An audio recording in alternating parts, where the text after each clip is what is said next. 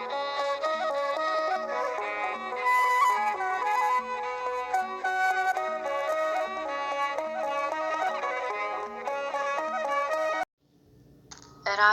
መግዛት እንዴት?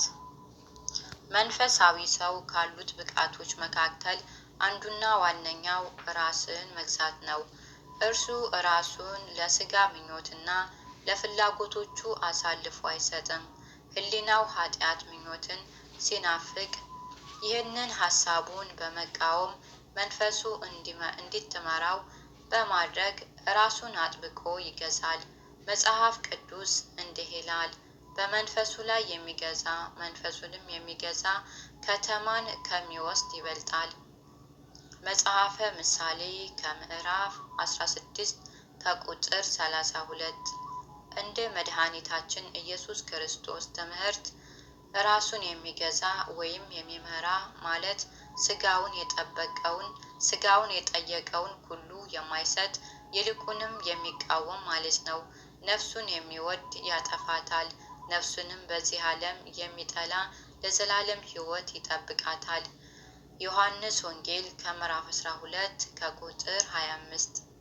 ራስን መግዛት በውስጡ የተለያዩ ክፍሎች እንዳሉት እርግጥ ነው። እነርሱም አንደኛ ምላስን መግዛት፣ ሁለተኛ ሐሳብን መግዛት፣ ሶስተኛ ልብን መግዛት ፍላጎቶችንና ምኞትን በመግዛት፣ አራተኛ ስሜትን መግዛት፣ አምስተኛ ሆድን መግዛት ምግብን በተመለከተ ናቸው። ራሱን የሚመራ ሰው እርሱነቱን ለእሴትና ለዓላማ እንዲሁም ለሕግና ደንብ ያስገዛል። ራሱን መምራት የማይችል ሰው ግን በእርግጥ እርሱነቱን ለጥፋት ይጋብዛል።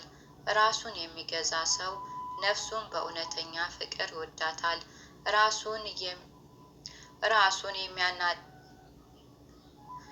የሚያቀናጣ ግን ነፍሱን ከማጥፋቱም በላይ ለሌሎቹም ከእርሱ ጋር አብረው እንዲጠፉ ያደርጋል።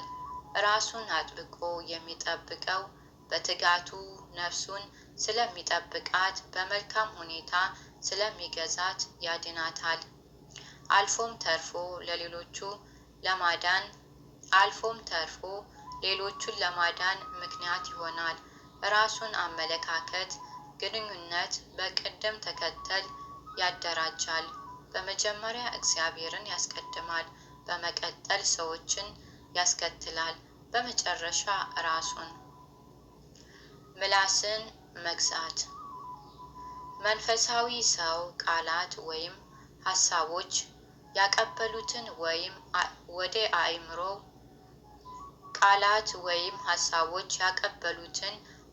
አእምሮው የመጡትን ሁሉ በአንደበቱ አይናገራቸውም። እያንዳንዱን ቃል ከአንደበቱ ከማውጣቱ በፊት ይመዝናል። የእርሱ ሚዛን የሚለካው የቃሉን ፍሬ ነገር ብቻ ሳይሆን ትክክል መሆኑን አለመሆኑን ጭምር ነው።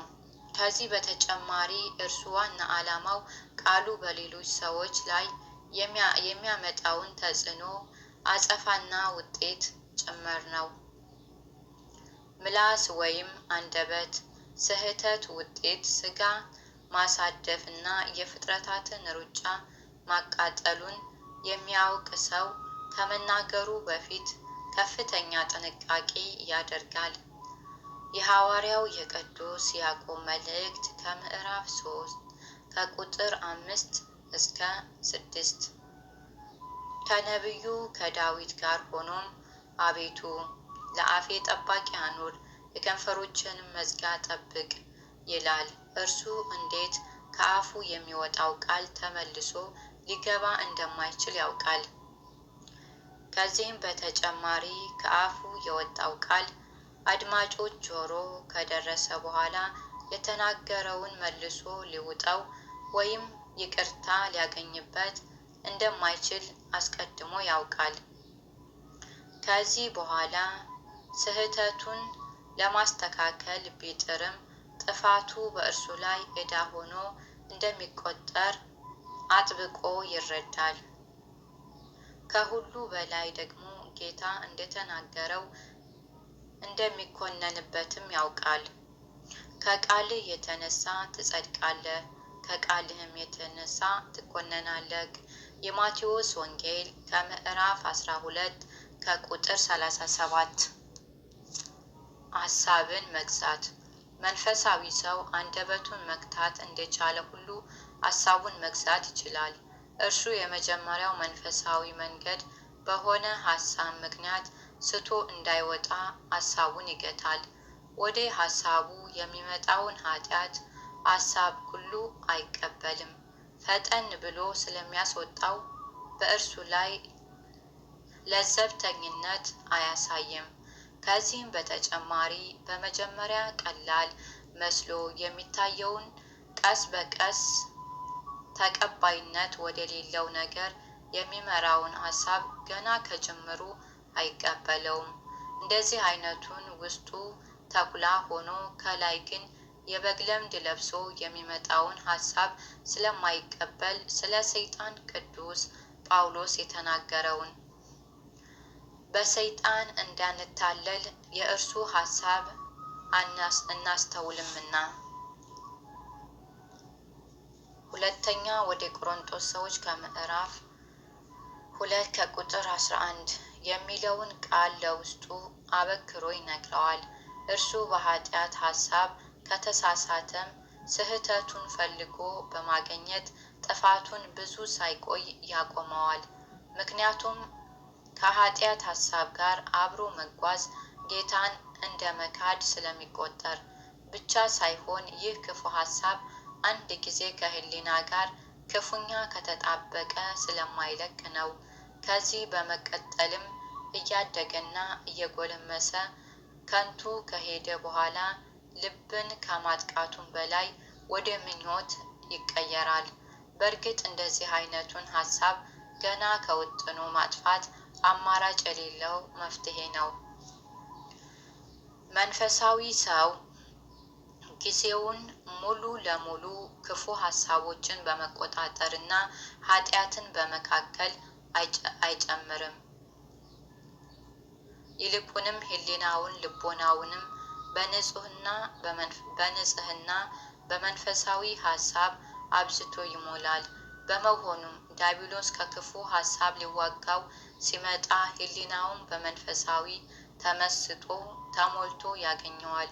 በሕሊና ውስጥም ያለው መንፈሳዊ አካባቢ አየር ማንኛውም አይነት ኃጢአት ሐሳብ ወደ እርሱ እንዳይቀርብ በማድረግ ልክ እንደ ጠንካራ ምሽግ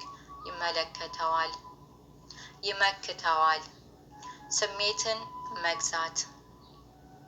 ስሜትን ሐሳብን ሁሉ መዝጊያ ነው። ስለሆነም መንፈሳዊ ሰው ሐሳቡን ለመቆጣጠር ሲፈልግ ስሜቱን ይቆጣጠራል፣ ዓይኖቹንና ጆሮቹን ይቆጣጠራል።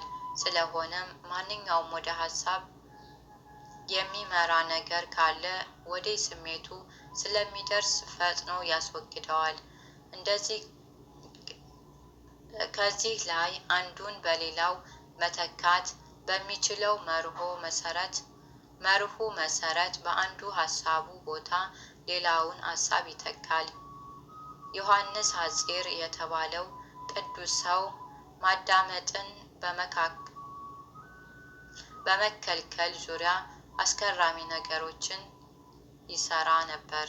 አባ ኦር የተባለው ቅዱስ ለደቀ መዛሙሩ ልጄ ሆይ ወደዚች ወደ ባህታችን ምንም አይነት እንግዳ ቃል እንደማይገባ ተመልክተሃን ብሎ ነበር።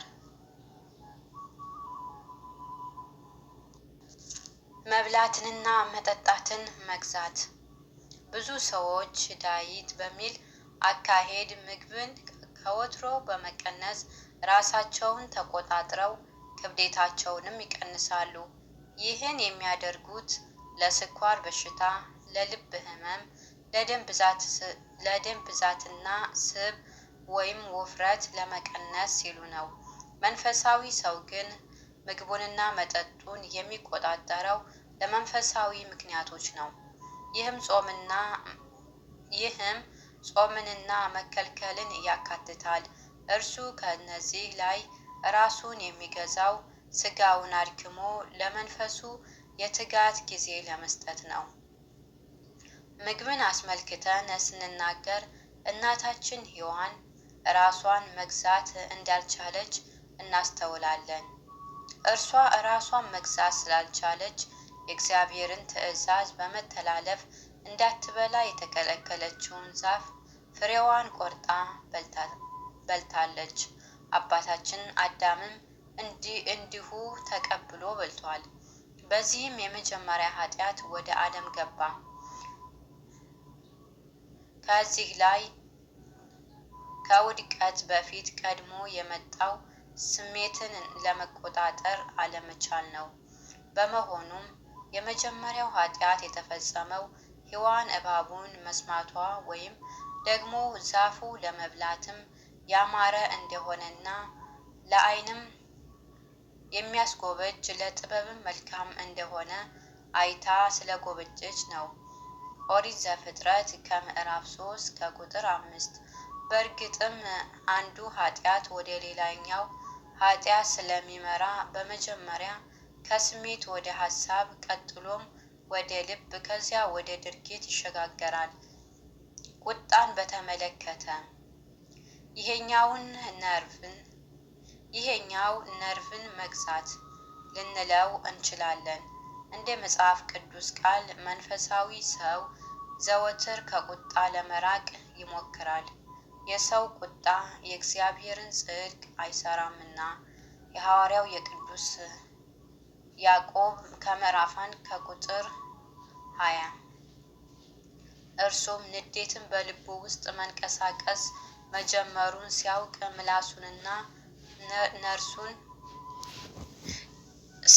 ምላሱንና ነርቩን እንዲቆጣጠሩበት አይተዋቸውም። ስለዚህም በቁጣ ጊዜ ቃልን በሚገባ ለመቆጣጠር እንዲችል ወይ ዝም ማለትን ይመርጣል፣ አሊያም ንግግሩ እንዲዋጥ ያደርጋል። ከሁሉ በላይ ደግሞ ቁጣን ከልቡ ውስጥ ያባርራል። በዚህም በሚችለው ሁሉ በቁጣ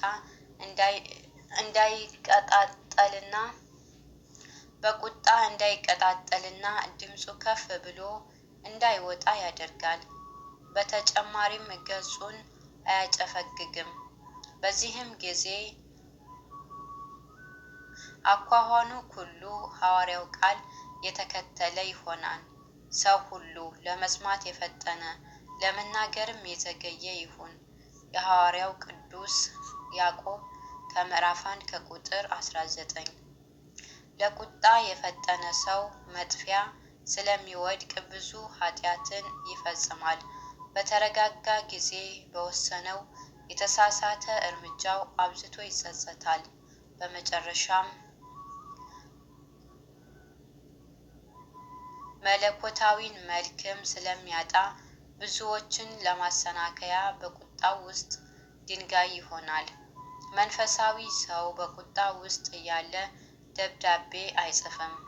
ብስጭት ውስጥ እያለ ውሳኔ አይወስንም። ምናልባት ግን በቁጣ ውስጥ እያለ ደብዳቤ ከጻፈ ተጣድፎ ወደ ፖስታ ቤት አይልከውም። ለአንድና ለሁለት ቀን እንዳለ ያስቀምጠዋል። ከዚህ በኋላ ድጋሚ የነበረውና ወይም ቀዶ ይጥለዋል። ከዚህም በኋላ በድጋሚ ያነበውና ቀዶ ይጥለዋል።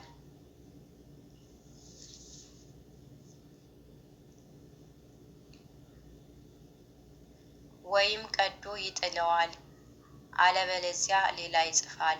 ይህ በማድረጉም ይህ ነገር በእርሱ ላይ ኃጢአት መረጃ እንዳይሆንበትና ውጤቱም የማያስደስት ሆኖ እንዳይቀር ያደርጋል። በተናደደ ጊዜ ውሳኔዎቹን የሚወስነውም ባለማስተዋል ነው። እንደዚህ አይነቶች ውሳኔዎች ስሜታዊ ውሳኔዎች ተብለው ይጠራሉ። ብዙዎቹ የተሳሳቱና ተገቢ ያልሆኑ ውሳኔዎች ናቸው።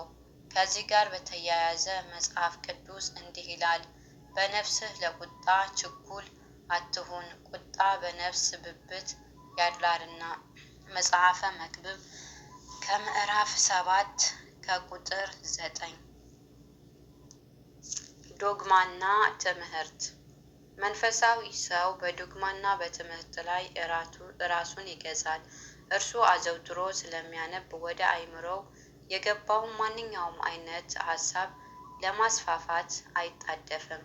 ለምሳሌ ቀስ ብሎ ሊያስተምረው ወይም አሳጥሮ ሊጽፈው ወይም ደግሞ መጽሐፍ አድርጎ ሊያሳትመው ይችላል። አንድ ሰው አንድን ሀሳብ ከመስጠቱም ሆነ ከመቀበሉ በፊት ጉዳዩን ለሌሎቹ የህሊና ከማስተዋወቁ በፊት ለረጅም ጊዜ ሊያብላላውና ከገዛ ራሱ ህሊና ጋር ሊወያይበት ይገባል። በልብህ ውስጥ ያለውን ሀሳብ በአንተ ቁጥጥር ስር ነው።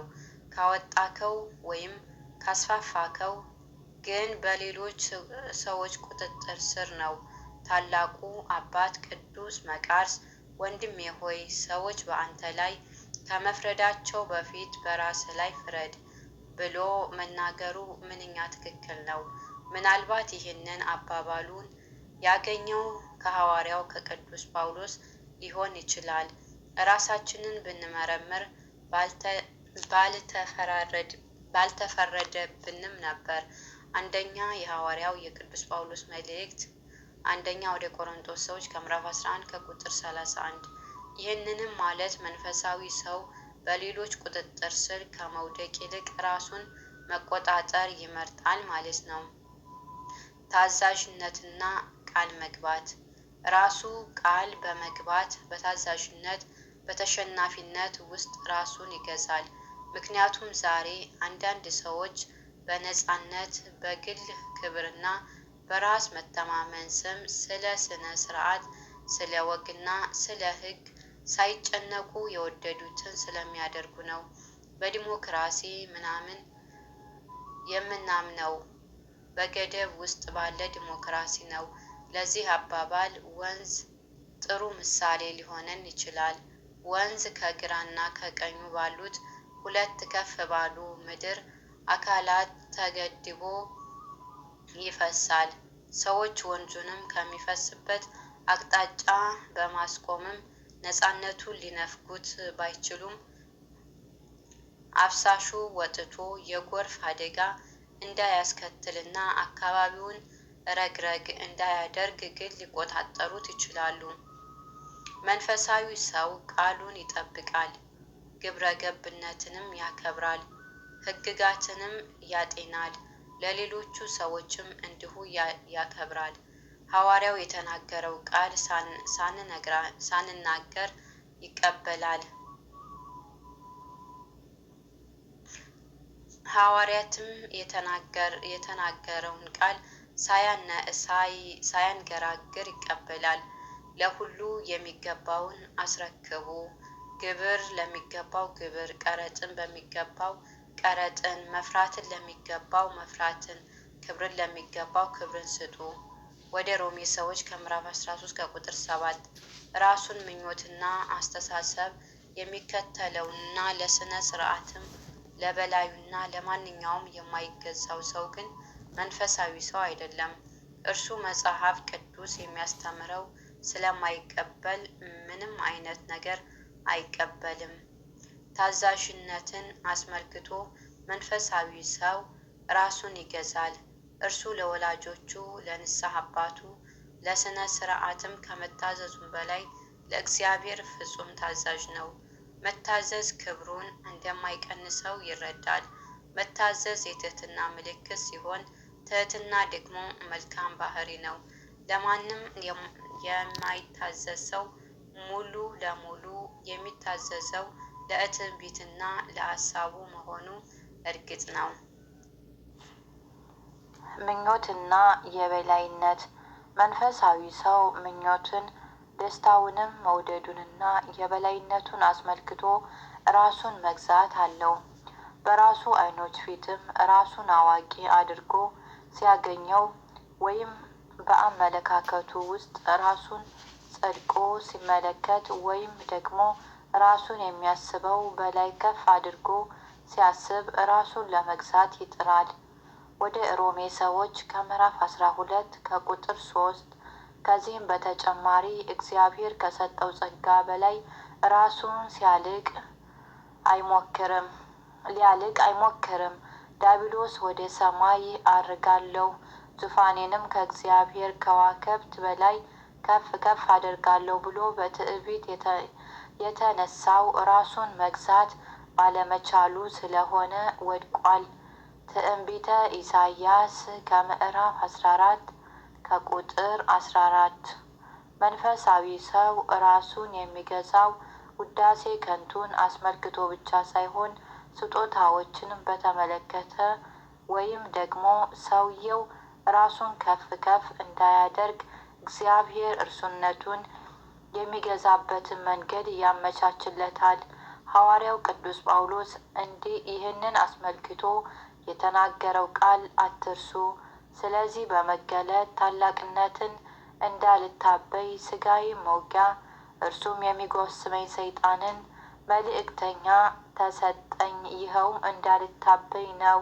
ሁለተኛ ወደ ቆሮንጦስ ሰዎች ከምዕራፍ 12 ከቁጥር 7 ወንድሜ ሆይ አስበህ ከፍ ከፍ ባለብህ ጊዜ ሁሉ ተቆጣጠረው፣ ራስህንም ከተሰጠ በላይ አድርገህ አትገምተው።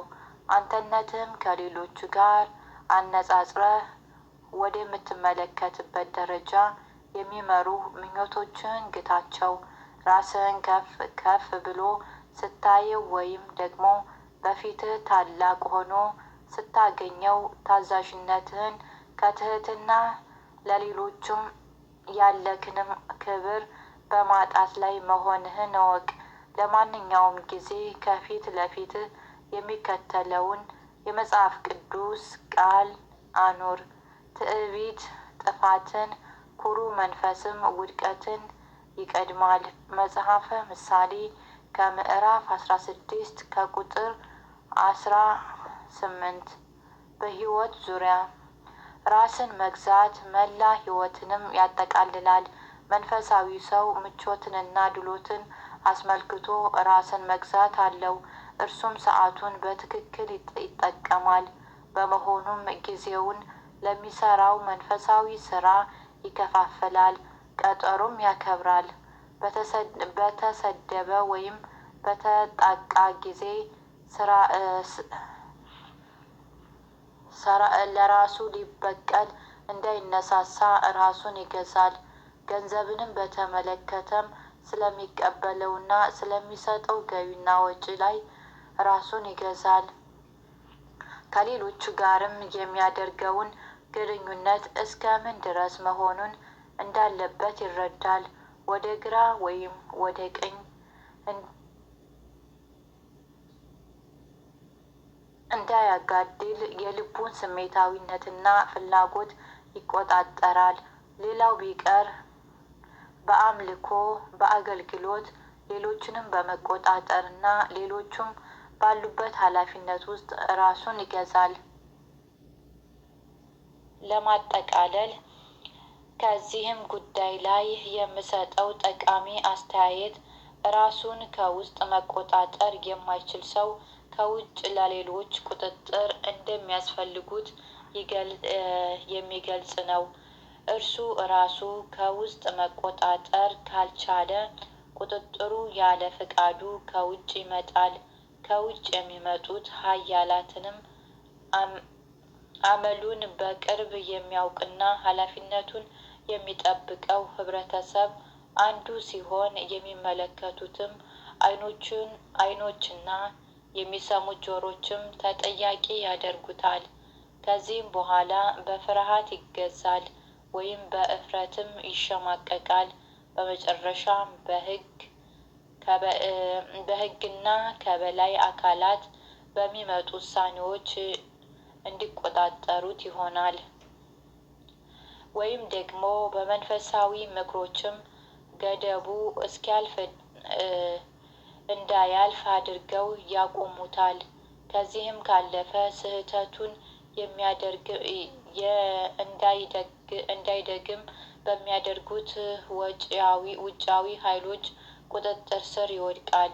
ነቢዩ ዳዊትም ራሱን ባለመግዛቱ ብቀላ ከመውሰድ ራሱን ሊከለክል አለመቻሉ በጣም ያስደንቀኛል። በዚያን ወቅትም ለእርሱ ውጫዊ ኃይል ስላላስፈለገው አቢያጊያ በጥበብና በእውቀት እንድትገስጸው ሆኗል። አንደኛ ሳሙኤል ከምዕራፍ 25 አንድ ሰው ያለራሱ ፍቃድ በሌላ ቁጥጥር ውስጥ ከሚገባ ወይም በውጫዊ ኃይል ከሚገዛ ይልቅ ራሱን በመንፈሳዊ ገዝቶ መለኮታዊያን ዋጋ ቢያገኝ ይሻለዋል ይበጀዋልም። መንፈሳዊ ሰው ግን ራሱን የሚገዛው ከውስጥ ነው። በዚህም ጊዜ ውጊያዎቹ ከመጡበትም ምንጊዜም ቢሆን የሚያስፈልገው የልቦናውን ንጽሕና እና የተቀደሰውን ስራዎቹን ስለሆነ የተለያዩ መንፈሳዊ እርምጃዎችን ይወስዳል።